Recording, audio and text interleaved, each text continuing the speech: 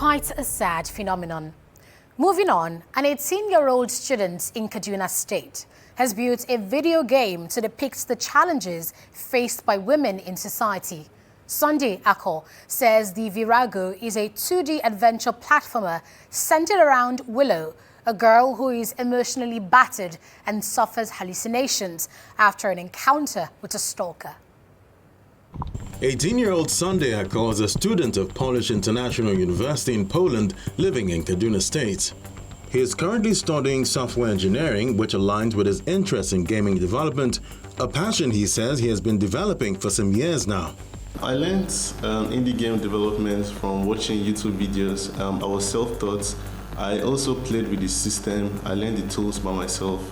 It took me a couple of years, about two, to fully understand how it works.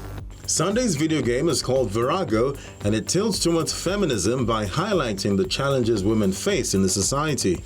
I've always been someone who likes to speak up on injustice that happen, so I decided to use my skill for game development to make an indie game where I can speak up about people being oppressed or people who don't have a voice to be their voice. So the game, how it works is, in each scene where you move, you discover places where you see a woman trying to find a job, but she's not able to get one, maybe because her skill is lacking or something. But on the other hand, her male counterpart can get the same thing, but for a very less work or very less experience. Or you can see maybe a young girl stranded in the streets trying to find her way home, but she gets a lot of harassers, catcallers. So I just tend to depict scenes in the game where women they are being harassed, or there are things that happen to them daily also.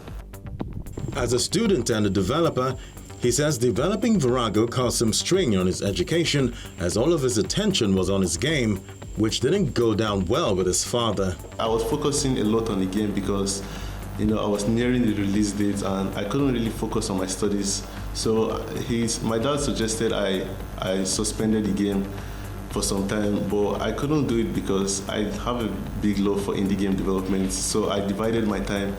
Maybe I spent 2 hours a day just working on it. Going forward, Sunday says he intends to grow a community of supporters for any global cause before going back to school to complete his studies.